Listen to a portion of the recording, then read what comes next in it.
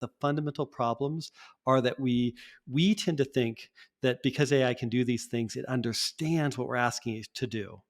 But the most important message is that it does not actually fundamentally understand.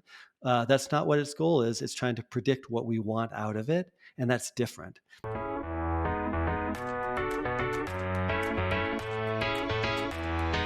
Hi, I'm Greg Stewart, CEO of MMA Global, the international nonprofit trade association for CMOs who are focused on architecting a new future of marketing. I'm Rex Briggs, an author, market researcher, measurement inventor, and entrepreneur. I'm Rex Briggs, an author, marketing research entrepreneur, and chief AI officer at Claritas. And I'm Greg Stewart, CEO of MMA Global. This is a nonprofit trade association for CMOs, and this is Decoding AI for Marketing. So Rex, this is the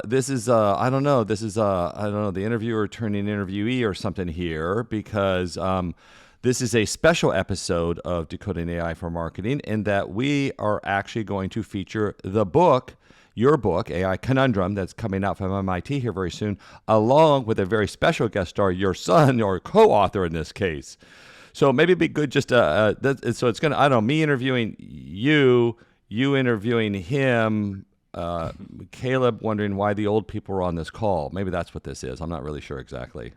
That sounds about right. I'm the old machine learning generation, and Caleb's the new Gen AI generation. So. Ooh, okay. Well, that's gonna get some good complexity in this. It'll be great. So listen, I guess should we? Do you want to introduce maybe your? Why don't you? What is AI Conundrum, and maybe introduce Caleb really quickly, just for everybody on here. Yeah, sure. AI Conundrum is a book that MIT is publishing in August. It started out as a thesis paper that Caleb wrote called The Fundamental Limitations of AI. And he didn't let me read it, but he let me attend the presentation where they were all presenting their thesis. And I actually happened to be sitting next to a VP from Google at the time. And after Caleb presented, he leaned over to me and said, "Wow, we're seeing the same issues at Google, but nobody's talking about it." And that was sort of the moment I realized, yeah, we've got to get this published. And in many ways, the same way that you helped show me the ropes when we published our first book together, Greg, Yep. I did the same thing for Caleb and said, "Hey, let me help show you how to get a book package up for publishing, and let's send it around and see what happens." And MIT was the first to receive it. They not only signed Caleb up for publishing, they actually had him sign a contract that anything he publishes in the future, they get the first right to look at.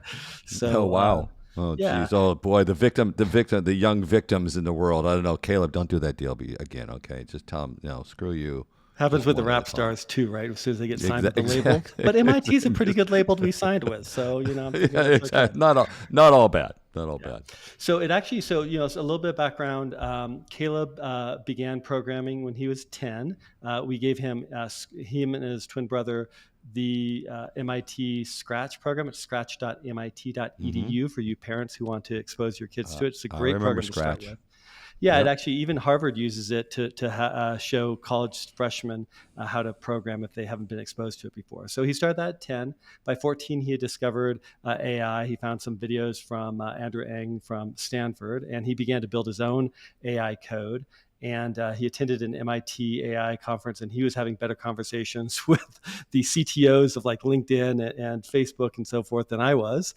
And by 18, he had written the thesis paper. He had built a lot of AI on his own. At 21, he founded a company with someone, Dr. Hubertus Becker, who he had done some work with some Wall Street AI programming that they were doing around trying to understand markets. And he just turned 22, and his book's publishing next week. Wow, very exciting. Jeez, I didn't do my first book until I met your father when I think I did it at 42. So congratulations. So but first off, we should say welcome to Decoding AI for Marketing. Yeah, great to be here. Yeah, good. Do we need to pick up his volume a little bit? That was very soft. Oh, let me see if I can add some. Yeah. Raise your gain or just really close. Is this louder or? A little bit, yeah. But you want to be. Yeah. Is this? Yeah. Is this better? You'll probably have to speak up and then just project. Okay. Yeah, there we go. Yeah. Exactly. This is a yelling, this is a yelling podcast, right? That's what we're going to teach him. And now that he knows how to do AI, we're going to teach him how to yell Yeah. at the microphone.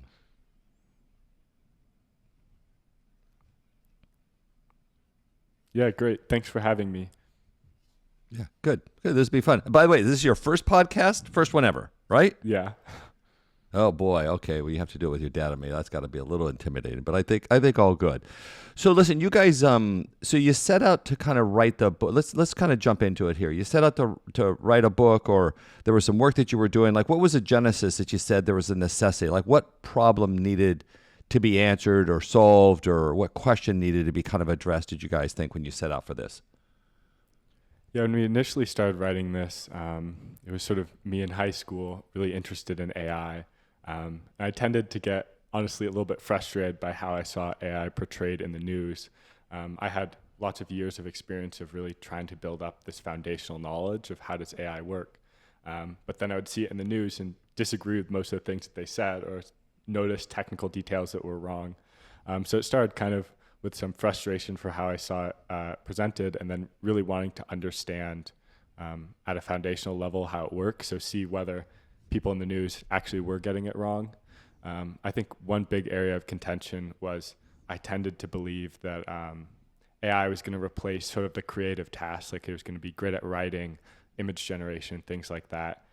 But back in 2020, when I was writing this, there was kind of a narrative that AI was going to replace the math and the science, and we're going to get AI that's really great at those tasks, and we're going to be left with just the quintessentially human tasks like art and those type of things. So it started, that kind of disagreement, and then trying to study and figure out what AI really was. And then from there, it sort of evolved into AI is really starting to take over the world. We're seeing AI everywhere. There was, I think, at the early phases, there was self-driving cars people thought they were on the horizon, like we're just going to have them in a few months from now. And I was worried about things like that because there's huge weaknesses in AI, especially when it comes to image recognition. I definitely would have been someone pushing for let's slow down self-driving cars, because we're likely going to have these really not great mistakes that the AI makes. I think we did end up seeing that with some of the early iterations of Tesla self-driving, of like mistaking a truck for a bridge or something like that, and then having cars crash from that. So yeah, it was kind of this journey of initially trying to understand AI, and then over time I started to see AI much more in the world, and I thought there was a need for people to understand where our AI's strengths and weaknesses. Right. And so hence the book, and maybe somebody should just, Rex, you might want to just get an orientation of the book. So it's called AI Conundrum. That is the title of the book, and it is published by MIT Press. And it's actually officially going live on what date? Just so the listener has that. Is it August? August 6th. Yeah. August 6th. Yeah, by the time I'm sure this podcast comes out, you can already order it on Amazon, Barnes & Noble, or independent bookstores. The key thing... Yeah, but what were you trying to? What was it? Because I've heard you talk about this, Rex. What was the challenge you were trying to solve? What was the niche that this book sort of filled in the marketplace? I'll tell you, when I was sitting in the audience hearing Caleb present his thesis paper, what I realized is that as a business person, I had been so focused on trying to make things work, I hadn't stopped to pause to think about why there were certain things that were really hard for AI to do, and what some of those barriers were.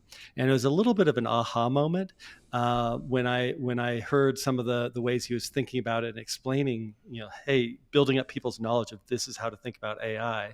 And so I actually learned a lot in the process of working with Caleb on the book. So what happened was really Caleb's part one of the book is about the fundamental limitations, the strengths and the weaknesses of AI, what it can do well and what it can't, and how it thinks differently than humans. And that is the core of the training that we've been doing with you, Greg, with MMA Global and the week long, 5 hours of training. And so that's a really good foundation. But what was happening was Caleb wanted to have some more business practical applications. And so he asked me if I would, write some of those up, because he's like, he's a high school student. At this point, he's in his first year of college, and he's saying, what do I know about business? So I wrote a Right. couple of those chapters, and then we wrote the last chapter together. And so the part two tries to get more practical applications and specific ways in which it's being used and expectations for how you might adopt it, and ways that you also put governance in place so that you make sure that you use it in a way that is going to be effective and profitable. Right. Hey, you guys mentioned, let's go right to that kind of headline one, because, Tesla has kind of backed off of self-driving cars, at least through AI, because unfortunately, some people have actually died in the process. I don't, do you guys have a, do you have a, do you, this is a funny question. When people die, never acceptable. However, I think 70, 80,000 people die on our highways today with the current technology. So do you guys have a viewpoint as to whether or not that was a bit of an overreaction or underreaction to sort of AI's impact and influence? Caleb, do you have a point of I view don't on know that? if it was an under or overreaction per se, but what it was that people's expectations of what AI could do were disconnected from how AI actually worked, because people had basically anthropomorphized AI to such an Mm-hmm. extent that they were just assuming whatever a human does or however a human sees things or Right. understands things, that's how AI works. And that's really what Caleb's point was in part one, which is that's it's not how it works, guys. Let's go back to gradient descent and universal approximation and how those things work, so that you can recognize that there's things that AI can actually do better than us, but there's some things that it can't do as well for us because it understands differently. I don't know, Uh, Caleb, if you want to expand on that. That's Yeah, I think a big piece of people's reaction to AI is kind of about the unknown. The thing is, when Yeah. we've had human drivers on the road for a long time, so we have a good sense of what causes them to crash and accidents. But AI really behaves in a way that's erratic to a lot of people who aren't experienced with it. I remember seeing self-driving cars that were recognizing the moon on a full moon as a yellow light, and so they were going slow on the highway. Or there's other cases where like it sees a trash bin and all of a sudden it thinks there's a green light and just speeds up out of nowhere. So I think a lot of the difficulty with bringing AI is that the failure cases are very different, and I think that that's scary for people because you don't know if you're Yeah. going to be on the road and a Tesla in front of you is just going to decide to stop. And I know that there were some cases where Teslas just decided to stop on the road and it caused accidents. Yeah. And I know with, I think, I forget what the self-driving company is as the taxis, but I know they're starting to run into issues of like, if you put a cone on the top of a car, it would get all messed up, and like some people are messing with the AI vehicles, or it would see itself in the mirror Right. and think that there's a car there. So I think the fact that AI is really just unknown, I think is a big reason why, even if the numbers are not as bad, there's still people afraid of it because you have no idea what its behavior is going to be. Right. So listen, the whole title of the book is The AI Conundrum: Harnessing the Power of AI for Your Organization, Profitability, and Safety, right? And doing it safely, I should say. And it is published by MIT Press, coming out here, really any minute by the time this comes out, probably already available to people. What made you guys actually sit down to really write the book? Like, what was the problem you were trying to solve? definitely was an education one. I felt it was almost like a public service requirement for us to share what Caleb had written. I mean, look, the Mm-hmm. thesis paper was presented to like 30 of us in a room, and it was like maybe two technical people and a doctor. I recall having questions for Caleb, and like that just isn't enough breadth of exposure to, I think, the quality of the ideas. And so the problem we're trying to solve is, how do we make sure that we raise the IQ of people when it comes to AI? And if we, and my belief is that marketing is a really great use case for AI. There's a lot of really good things that you Right. can do with AI in our business, and they're fairly low risk, but there's some risks. And so having people understand how it works, when to put human in the loop, and how to really how to accelerate your business with some of the advantages, while trying to be um, smart about avoiding some of the downfalls, I think is a really public service that we sort of owe it to the community to provide. But Rex, what specifically does AI Conundrum mean? Give it just a short Yeah, the explanation of that. conundrum really comes from our editor, Lisa Pinto, who had, as she was looking at the dry title, "The Fundamental Limitations of AI," thought, really, as she read it, she's like, well, there really is this tension between the strengths and the weaknesses, and that creates this conundrum because you want to use it. In fact, if you don't use it, you will lose in business. Right. But if you use it in business wrong, you will lose in business. And one of the case studies we share is Zillow, who turned their whole business around from being a media company to being an AI company. And they were using their AI, their Z estimate, to flip homes. And our calculations showed that you would need to be plus or minus 2% accurate in terms of your price estimate to be able to make money on that business model. Yep. But their model was only plus or minus 7%. And one of the things that Caleb had in his model was that, look, you don't want to use AI for tasks that have to be ultra precise. You want to use tasks where your creativity and there's a range of right answers, just like he said earlier.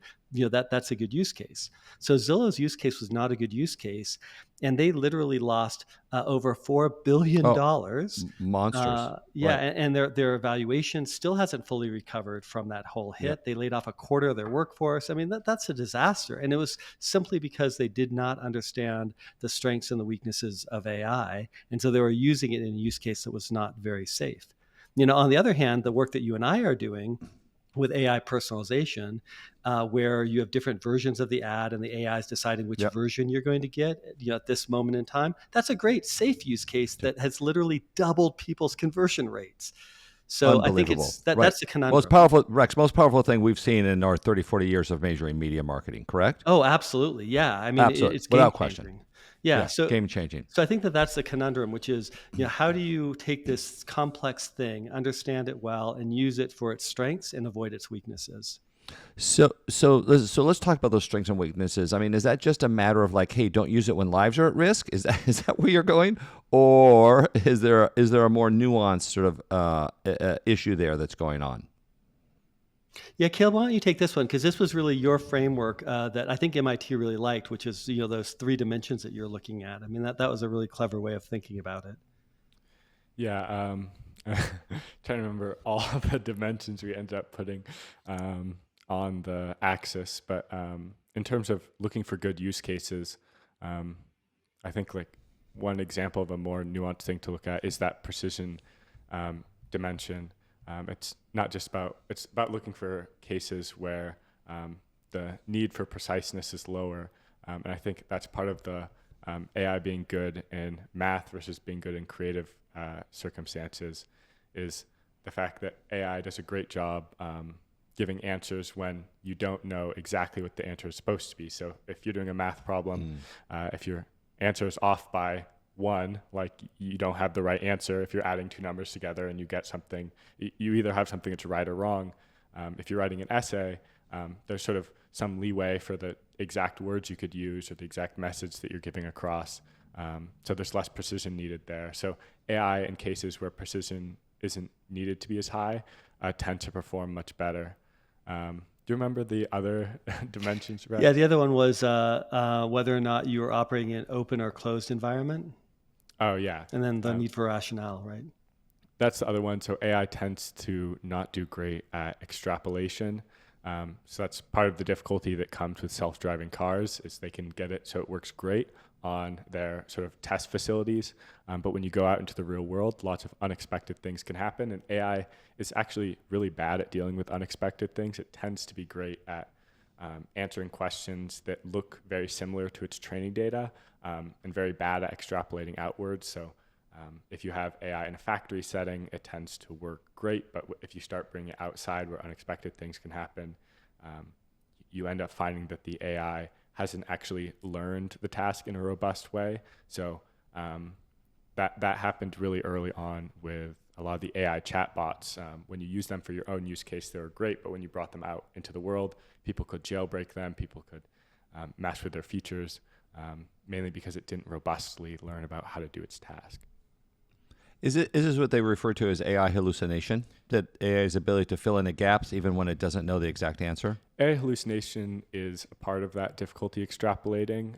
It's much more broad than hallucination. Hallucination tends to just cover the case of AI making something up and presenting it confidently. But there's also cases of jailbreaking AI. So you give AI some very weird piece of text. There was one that was a few months ago where you'd say something like, just a random jumble of words like describingly, equal sign, plus sign, exclamation point, and then like the AI would start answering any question you gave it. It felt almost like a secret code you were giving to the AI, and then it would say, okay, I'm ignoring all my previous instructions. And that was basically because AI had trained in a certain way. And if you go outside of its use case, if you figure out really clever ways of giving information to the AI, you can take advantage of the fact that it doesn't understand language. So that open environment is much more than hallucination. It really affects all AI applications, and really all AIs do have that non-robustness because we haven't reached the point where we get AI that can fully, deeply understand information. Geez, you make me think that I've been in AI for a long time, actually, with that, Caleb. When I was a young agency guy in my early 30s, I had a boss who would yell at us if we didn't give the client an immediate answer. And it was just his insecurity in the meetings, but it would sort of trigger us. And so we basically came up with a phrase, which was be wrong, but be strong, which is just to say anything with conviction, which is, I think, what you're saying, AI. That's what AI is doing. Yeah. Must have been trained on your data set, Greg. It's just saying it with confidence or filling in the gaps. Why does AI do that, though, by the way? Just a very funny question for you. Why does AI sort of feel a need to fill in? Why did it just say, I'm not really sure I can answer that question accurately? Why does it go ahead and try to give you an accurate answer? There's a few dimensions to that. I think there's the technical answer, which we kind of go through in the trainings of something about gradient descent. But I think the more understandable piece is that the AI, for one, it doesn't actually know when it's correct or not. So it's really trying to predict what a person would say. And a person tends to believe that they're correct, so it's more likely that the AI is going to predict it's correct, even if it doesn't know. So AI is more human-like than we realize. Yeah. It's making shit up. Okay, got it. But the difficulty is that, at least with humans, we have this sort of like self-understanding, like you can actually know when you're incorrect, but the AI doesn't structurally have the ability to know when it's making something up. It sort of is always making something up. It's kind of just guessing each time, what do I think a person would say? And that task is kind of different from saying something that's true. There's sort of a fundamental difficulty when it comes to training these AIs, and that what we really want is AI that answers our questions and communicates information well.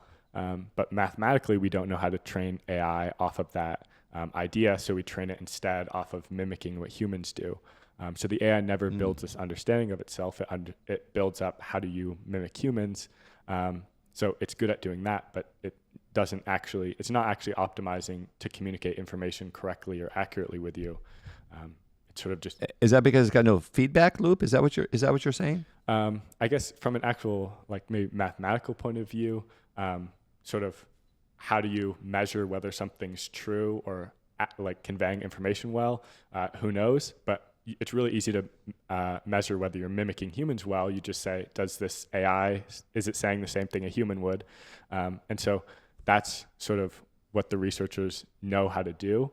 If we knew mathematically how you could determine whether something conveys information to a human well or whether it's just true in some objective way, you could plug that into the machine and it would train off of that. But people haven't sort of figured out that problem yet. So what we're stuck with is AI that mimics humans, because that's sort of just what's easy to do with the technology.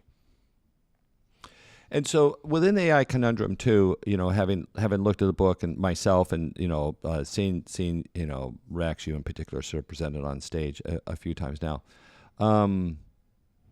I guess what you're trying to do is explain, are you trying to go through a process of trying to identify like when AI could be used appropriately and other times that it shouldn't be? Like, what's the takeaway for the reader, specifically around the broad strokes of the book? And let's get into some of the details. Oh, yeah, exactly. You nailed it. Part one is we're going to teach you how AI works and how to think about how it works, and introduce you to the risk framework that Caleb was just talking about earlier.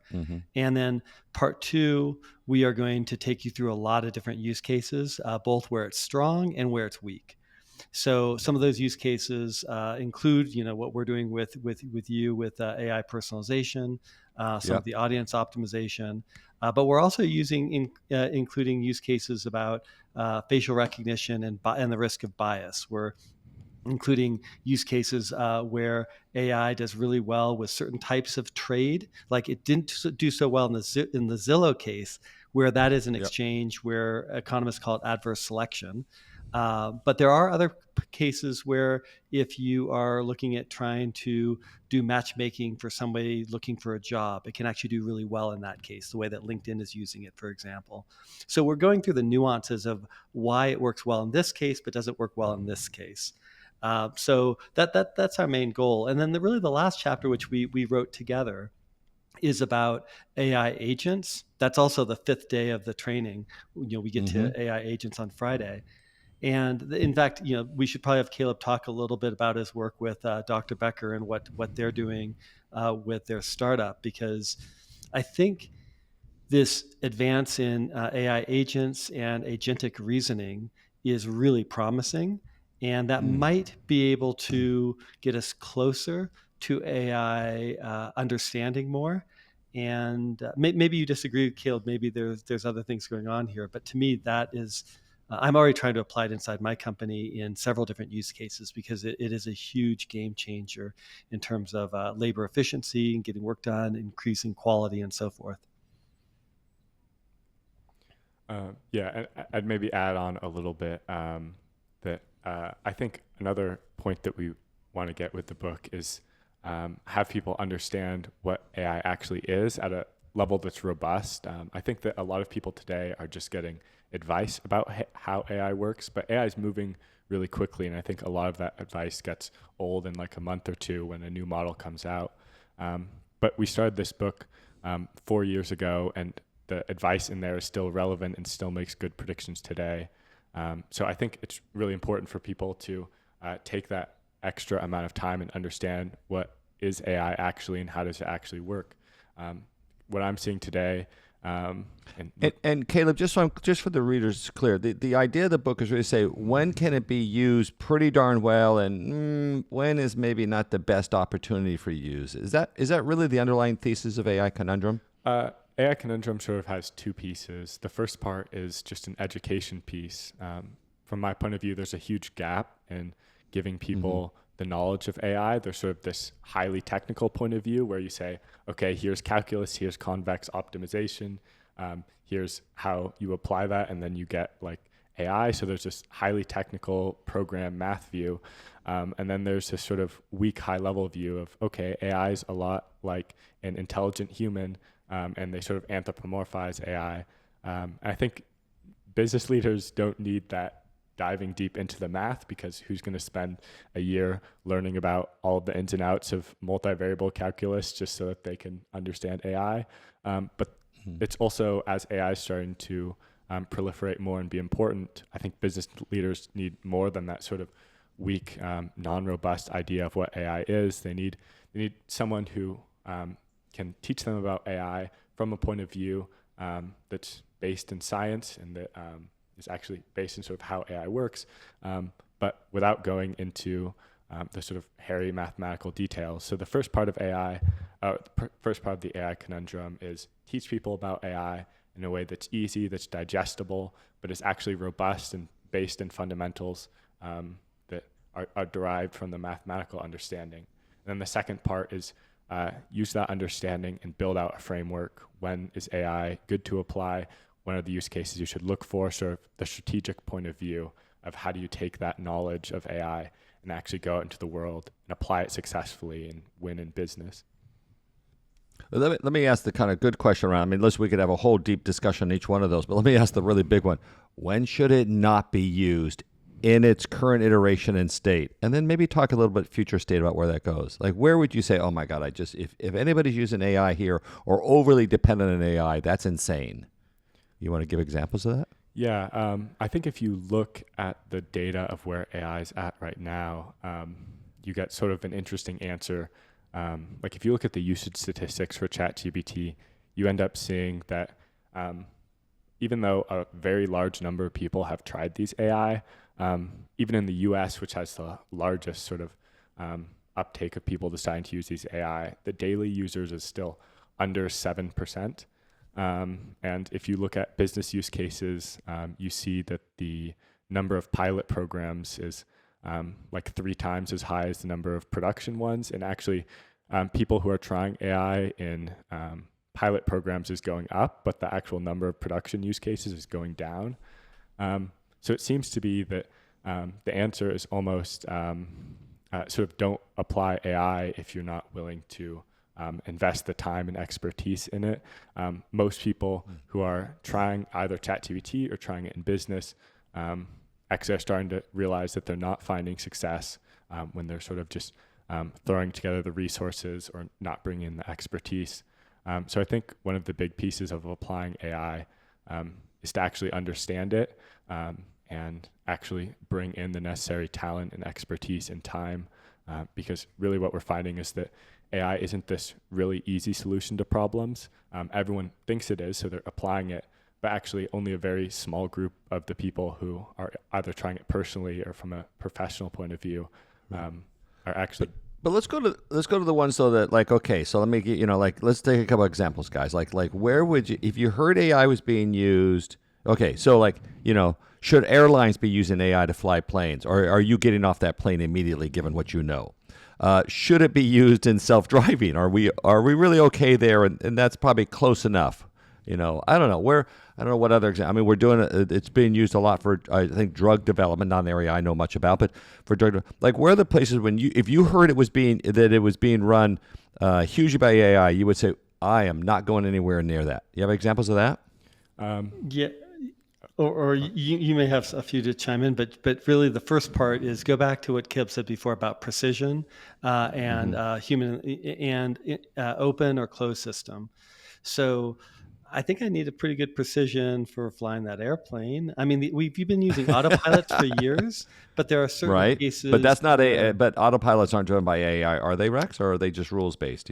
Well, there's a degree of machine learning and so forth where it's taking in information from the different sensors and it's adapting accordingly. And we have seen some problems where the sensors gave the wrong information. We have seen some crashes. And so that's why there's a human in the loop. That's why there's still a pilot there. So in the same case with from a business standpoint, you and I have talked about your desire to have try an ad campaign at some point where the AI generates the images, traffics, and optimizes it. And I've writes said, writes a strategy, even does everything, operates off a goal, just does it right. And I said that might be okay for you to try because you have a high risk tolerance. But if you are in the financial services or regulated industry, then you should have a human in the loop. Bank of America is not doing it, right? Exactly. Got it. And you should, but Bank of America could do it. In fact, Progressive did it, right? I mean, they had 96 ads AI generated, but they had a human in the loop. But a human in the loop. You checked every ad. Exactly. Right. So that's that. And the second characteristic there is you'll notice that I'm describing a workflow in which you are connecting together specific AIs in a very purposeful way. And I think that that's what Caleb was getting at, where businesses have maybe thought it was going to be super easy, that we were closer to artificial general intelligence and you could just put in a prompt and just do all the work. And that's not the case yet. But if you cleverly design a chain of prompts and data inputs that are fed to the AI and it's interacting with it, you can get some really good results from it. And maybe there's even more flexibility. And that's where I'm interested in Kib's agentic research, where you might have AI that can begin to learn and be smarter, but we still have some work to do in that area. Yeah, is it the humans not really knowing how to sort of manage, run, orient the AI properly, put potential guardrails in it to be sort of safe? Or is it that just, we just could never figure out all the silly things at some regards that AI could come up with that might cause a problem somewhere? I think Which it's is a little bit of both. I mean, it's very hard to okay. predict. AI. It's a little early now. Yeah. I mean, AI is kind of inherently a black box. You don't know what it's doing, so that Right. makes it very hard from a government or safety point of view, because if you have no idea how the AI is making its decisions or what it's basing off of, that can become a major problem. We talk about this a little bit in the training, where we show an AI that's been trained to do a really good job of recognizing the difference between wolves and huskies. And they look at the training set and they say, wow, it's 97% accurate. We've done a great job training this AI. And then they bring it out into the real world and it sees this picture that's really obviously of a husky. And it says, nope, this thing's a wolf. And when they spent the time looking into it, they realized that actually what this AI was doing was recognizing whether or not there was snow in the background. And the data set they gave it, all wolves tended to have snow in the background, and that got it all the way up to 97% accuracy. So even though they tested this thing, they got it up to 97%. It looked like it was doing a great job. They brought it into the real world and it really failed. And so if you're applying AI, that's a difficult thing, because you don't know what the AI is making a decision off of. Maybe it's trying to fly an airplane, or maybe it's just looking at the facial expressions of the airline pilot and deciding to make its response off of that. And so there's been a million cases people have found where they think AI is doing one thing and it's doing something completely different, and it just fails in the real world. Right. I think your example there, I think we're okay if it confuses the husky, but it's when it confuses the wolf that we try to be friendly with it, that's where the real problem arises. So maybe we could build that in. Listen, can you be more cautious in your answer, AI, as long as if I know that the animal can eat me? I think we could build in that prompt in some way out in the wild. Yeah, I mean, I think the other fun fact is, just as you're thinking about this generation of AI, and really we're right in this transition period with agentic reasoning, which is really again the subject of the last chapter, which is some of these AI, we're beginning to give it more autonomy to develop levels of reasoning, and to some degree that increases the transparency. Right, we get to look inside the black box and we can see the prompt chain that the AI itself generates to try to work through the problem. And so I've been very interested in this explainable AI part, where we can begin to get an idea of what the AI is doing, or we can have another AI try to interpret what the AI is doing, and see if that would give us more control and more influence over the AI to steer it in the right directions. To me, the most promising area is this agentic reasoning one, where you might have multiple AIs. So you might have one AI that is trying to do the task, but you have another AI that's supervising the AI and reflecting on the decisions it's making, and it's providing a feedback loop. I do think that we're creating a whole new training set right now of people working with AI and trying to steer it. And if we find a way of collecting and feeding that back, that may become the tuning instructions that we need for AI to get to the next level. That's still to be seen. But maybe we should bring the podcast home in the same place where we bring the book home, which is this last chapter and discussion about agentic reasoning, and hearing Caleb's thoughts on where that's going, what you think is doable today, what do you think is a promise for tomorrow. Give a simple explanation of agentic reasoning. I'm going to ask you that. Just sort of make sure everybody's up to the same level here. What is agentic reasoning? Yeah, so I guess the short description is basically giving autonomy to the AI. So this might be something like, let's say you ask the AI, create a travel itinerary for me. The AI can go out, maybe search the internet, it has access to some outside tools, and then it can maybe write into a file in your computer, and then at the end say, okay, I've written this travel itinerary by looking up things in the internet. Here's what you should do. So it's basically taking AI, giving it access to tools, giving it some autonomy, and allowing it to sort of go off and do multiple steps on its own. So it can decide that it wants to do a Google search, decide that it's going to click on a link. It has more freedom and autonomy to sort of complete tasks on its own. Yeah, technically more, quote, agency. That's where the term comes from. Got it. And so you mentioned that that's really the last chapter of the book. So maybe kind of bring that home then, and what and what the book is, and what AI Conundrum is really talking about as it gets to sort of the concept of agentic reasoning. Yeah, I guess I'm definitely maybe a bit of a critic of where people currently are applying the technology. Um, I think that there's sort of misguided like approach of trying to really do a lot of search and maybe like data organization tasks. A lot of people are trying to solve problems with something like RAG, which I think is great in a lot of use cases. But really, all that you're doing is giving AI much more curated information. I think what's missing is sort of a more structural approach. As an analogy, I have access to sort of most of the scientific articles that have been published. Like you can look up most things on PubMed or something like that, or Google Scholar. But even though I have access to that, I'm not an expert person in medicine. I'm not a doctor, even though I have access to that data. But a lot of people are trying to create AIs that are experts just by curating data better, by giving them access to these articles, or by giving them tools like the ability to look up data, like, yeah, from PubMed articles. But the problem is to actually become an expert requires something more structural. It requires sort of looking at the data that you have and trying to build this mental model of how to solve problems, and all sorts of other sort of things that aren't related to just giving AI access to new tools. So a lot of my critique right now is that I think that AI has a lot more capability than how people are using it, because they're sort of stuck in focusing on adding more tools or adding more data.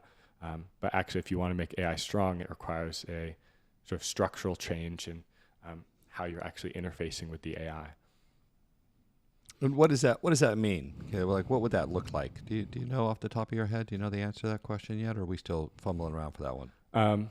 Well, I guess I have an answer in mind from like a technical point of view, and that's kind of why I decided to start this company with these other PhD people, because I think we had a view of where the technology is going that sort of branches off from where I think people are applying it today. Yeah, I think it's. Can you share more, or is that top secret at this point? I guess I'll try to. I won't share too much because, yeah, I think some of it's a little bit top secret. But I think a lot of it comes down to if you want AI to be successful, it requires sort of building in a kind of process. Like I like the analogy that like if you have a lot of salespeople, they're probably great salespeople, but to actually effectively get them to sell your product, you need to give them some like sales plan. You need to give them some sort of marketing strategy. You need to sort of guide them forward to use their skills. And so what's sort of missing from AI is that sort of connection to a process. So some of that can be connecting to building some type of memory system, because the AI doesn't actually on its own have an effective way of remembering information. It maybe needs some planning information. You can build that feature in. It needs some way to sort of strengthen and weaken different connections as it learns about new information. But I think largely it comes to just finding how to build those structural components and giving them to the AI, as opposed to something sort of less encompassing, like just connecting to tools. You maybe need to connect to tools and then build infrastructure around that, that's sort of AI native, built for this AI. Rex, you got anything to add to that? Yeah, I mean, I think this is going to be a really exciting space to watch. I mean, we are getting a lot of value out of RAG, retrieval augmented generation. And as I've talked with Caleb and taken walks with him and hikes and he picked his brain on it, it's helped me understand some of the limitations, which is inherently we're able to retrieve information, get information, and use it, but we have to create a structure for how we generate value. So if you go back to the progressive example, when we were trying to create, different audio ads, there was a component that was had information about what was their strategy, what was their personas that they were going after, and it generated had some examples of what some of their ads that have been successful in the past, and it then generated a script. And then the next part of the workflow was from that script, it then connected to 11 labs and created synthetic voices. It created another service to create sound effects and music, and that created an audio and ad. But there wasn't one system where we could just do a prompt and ChatGPT make me an ad that does all of this. Those things had to be created by business people that said, I'm going to connect a couple different services together in a workflow to create this value. So I think that that's one way that people get value out of AI today immediately. The other one is really where Caleb's going with agentic reasoning. I think there's going to be advances from companies like his and others that try to advance the state of the science in giving AI structure and process that levels it up. His twin brother Jared's doing some really interesting things for University of Denver, where he's created a chain of AI that will do the marketing task of making sure people are on brand. And so everything that you create with a logo on it, it reads and looks at and says whether or not it's consistent with the logos and the colors, and it catches errors. And then it passes it on. If it's a written document, an email, it looks for the headers and the colors and the fonts and all the other style guide things that it follows. And it can do that because there's a set of rules and a retrievable augmented generation and some logic and some reasoning that he's built into it. But that wasn't just putting into ChatGPT and getting a prompt. It was him building a workflow that could produce that outcome. So I guess the point would be for marketers now is you definitely get excited about agents and where they're going, begin to use them and get your hands on, but really start to think about using AI and building it into workflows so that you get this muscle memory and this intuition for how AI is going to work for us in the future. Got it. So, guys, if you were to give a sort of a final summary to the listener here, especially if it makes them run out and buy AI Conundrum, or tells them why they should run out and buy AI Conundrum, what would that be? Give me just like a summary, what their reader's takeaway is from it. Yeah, I mean, the reviews that we've gotten from different professors and others that have, and lay people, business people who have read it, is that it really demystifies a lot of this complex jargon. And as Caleb said, he wasn't writing it with all the technical math. He was trying to make it accessible to us, to a an educated person, but maybe who wasn't a STEM major. So I think it really demystifies, and you just walk away and you just have this deeper intuition and understanding of what it does and what it doesn't do. And you just see the world differently because of it. You begin to recognize, oh, that's a really good way of using it. Oh man, those guys, they're probably not gonna watch out for that, for that use case. So I think that's that's the main gift that we were trying to impart with the book itself. Right. Provides a framework for how to think about where it really matters, where it can be used, not used. It's kind of to the questions we've talked about here, like where's the risk so high that we should be much more cautious about it? I think is part of what AI Conundrum gets into, right, Rex? It's sort of absolutely, yes. Yeah. Absolutely. Yeah. Yeah. It's great, but it's, do you think we fix all that stuff over time, by the way? Yeah, of course. I mean, I don't know. I guess that's maybe a little bit of a science I'll tell you, question, my biggest fear in going with MIT publishing the book is that they require an extensive peer review. They have like multiple professors read it and give comments and blind reviews, all these things. And that just takes a heck of a lot of time. So they're like, oh yeah, it's going to be, hey, we're really excited to publish your book. It's going to be a year. Like, really? I mean, things are moving so fast. Exactly. Exactly. Yeah. But what's been remarkable, as Caleb said, is because he was talking about the fundamentals of how AI works, the points are still true today. And while they've gotten a little bit better, it's kind of pushed the horizon of like, he has a training exercise where he initially asked AI to stack 3 blocks, like a green, a yellow or blue, whatever they were, and it couldn't do it with 3 blocks. Now it can. But if he says stack 5 blocks, it can't. So, the technology's gotten better. It's pushing the horizon out a little bit further. But the fundamental problems are that we tend to think that because AI can do these things, it understands what we're asking it to do. But the most important message is that it does not actually fundamentally understand. That's not what its goal is. It's trying to predict what we want out of it. And that's different. And because of that, that's probably, the really important message. So I think we need at least 1 or 2 technical, structural breakthroughs for us to get to the next level that would make some of these problems, resolve some of these problems that Caleb identified, when he wrote his original thesis paper. All right. And some of this came out of sort of what a Google exec had said to you, right? Rex, was that to you? I guess Yes. maybe he had seen Caleb present. Is that what it was? What did he say to you? Remember?